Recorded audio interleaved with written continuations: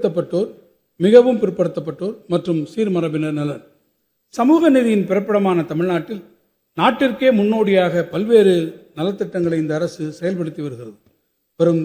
வரும் தேசிய மக்கள் தொகை கணக்கெடுப்புடன் சாதி வாரியான கணக்கெடுப்பினையும் இணைத்து ஒன்றிய அரசு நடத்திட வேண்டும் என்று இவ்வரசு தொடர்ந்து வலியுறுத்தி வருகிறது.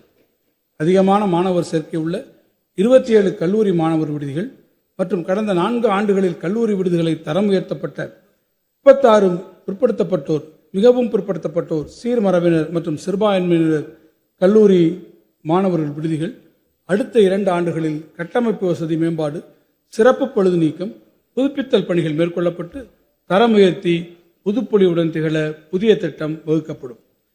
9 மற்றும் 10ஆம் வகுப்பு பயிலும் 2,92,271 பிற்படுத்தப்பட்டோர் மற்றும் மிகவும் பிற்படுத்தப்பட்டோர் மாணவர்களுக்கு கல்வி உதவித்தொகை வழங்க தேவைப்படும் தொகை 117 கோடி ரூபாய். எனினும் ஒன்றிய அரசு இந்த நிதியாண்டில் வழங்கிய 19 கோடி ரூபாய் தொகை மூலம் மிகவும் குறைவான மாணவர்களுக்கு மட்டுமே கல்வி உதவித்தொகை வழங்க இயலும் என்பதால் மீதமுள்ள மாணவர்களுக்கு மாநில அரசு நிதியிலிருந்து கூடுதலாக 98 கோடி ரூபாய் ஒதுக்கீடு செய்யப்பட்டு 2 லட்சத்திற்கு மேற்பட்ட பிற்படுத்தப்பட்டோர் மற்றும் மிகவும் பிற்படுத்தப்பட்ட மாணவர்கள் மகிழ்ச்சியுடன் கல்வி பயில்வது உறுதி செய்யப்பட்டுள்ளது. இந்த வரவு செலவு திட்ட மதிப்பீடுகளில் பள்ளி படிப்பு உதவித்தொகை வழங்குவதற்காக 146 கோடி ரூபாயும், பள்ளி மேற்படிப்பு உதவித்தொகை வழங்குவதற்காக 335 கோடி ரூபாயும் ஒதுக்கீடு செய்யப்பட்டுள்ளன. சிறுபான்மையினர் நலன். சிறுபான்மையினரின் சமூக பொருளாதார மற்றும் கல்வி மேம்பாட்டிற்கென தமிழ்நாடு அரசு பல்வேறு திட்டங்களை செயல்படுத்தி வருகிறது.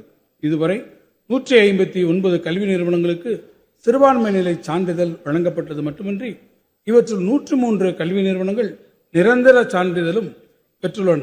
ஒன்றிய அரசு சிறுபான்மையின மாணவர்களுக்கு வழங்கி வந்த கல்வி உதவித்தொகையினை கடந்த 2022ஆம் ஆண்டு முதல் நிறுத்திவிட்டாலும் தமிழ்நாடு அரசு வக்ஃப் வாரியத்திற்கு வழங்கிய 12 கோடி ரூபாய் நிதியை கொண்டு 1 லட்சத்திற்கும் மேற்பட்ட 1 முதல் 8ஆம் வகுப்பு வரை அரசு மற்றும் அரசு உதவி பெறும் பள்ளிகளில் பயிலும் சிறுபான்மையின மாணவர்களுக்கு கல்வி உதவித்தொகை வழங்கப்பட்டு வருகிறது.